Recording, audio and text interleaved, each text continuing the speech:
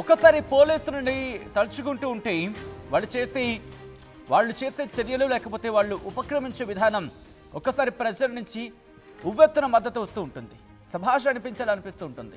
ప్రస్తుతం చిత్తూరు ప్రజలు కూడా అటువంటి మాట అనేలా ఉంది ఈ చర్య. ఈ అంశానికి సంబంధించిన బిగ్ బ్రేకింగ్ న్యూస్ చూస్తున్నారు. చిత్తూరులో బాలికపై లైంగిక దాడి నిందితులకు పోలీసులు ఒక స్పెషల్ ట్రీట్మెంట్ ఇచ్చారు. విజువల్స్ మీరు చూస్తున్నారు. ఆర్టీవీ స్క్రీన్ మీద ఎక్స్క్లూజివ్గా ముగ్గురు నిందితులను కోర్టులోకి హాజరుపరిచారు పోలీసులు. ఇంతవరకు వింత ఉండుండవచ్చు కాక, అంటే ఇంతవరకు ఏం వింత అని అనుకోవచ్చు. కానీ విజువల్స్ మీరు చూడొచ్చు. నిందితులని కోర్టు వరకు నడిపించుకుంటూ తీసుకువెళ్లారు పోలీసులు.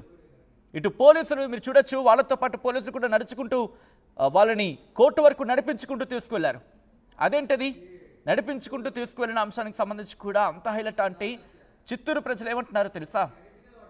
ఇంకా ఇంట్రెస్టింగ్ ఏంటంటే ఇక్కడ నిందితులను కోర్టు వరకు నడిపించుకుంటూ తీసుకువెళ్ళిన సందర్భంలో చేతులకు బేడీలు వేసి కాళ్లకు చెప్పులు లేకుండా అందరికీ తెలిసేలా నిందితులను ఊరేగింపుగా తీసుకువెళ్ళిన అంశానికి సంబంధించి చిత్తూరు నగరవనంలో గత నెల 25న బాలికపై ఇటు అఘాయిత్యానికి పాల్పడ్డారు ఈ దుర్మార్గులు. ప్రియుడితో కలిసి పార్కుకు వెళ్లిన బాలికపై అఘాయిత్యానికి పాల్పడ్డారు ఈ దుర్మార్గులు.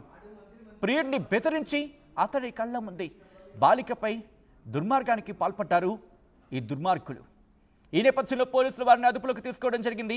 A1 Mahesh, A2 Kishore, A3 హేమంత్ని అదుపులోకి తీసుకుని కోర్టులో హాజరుపరిచారు. మీరు చూడొచ్చు, సాధారణంగా ఇటువంటి వాళ్ళని ఏం చేయాలి అనే ప్రశ్నకు సంబంధించి చాలా సందర్భాల్లో మాట్లాడుకున్నాం.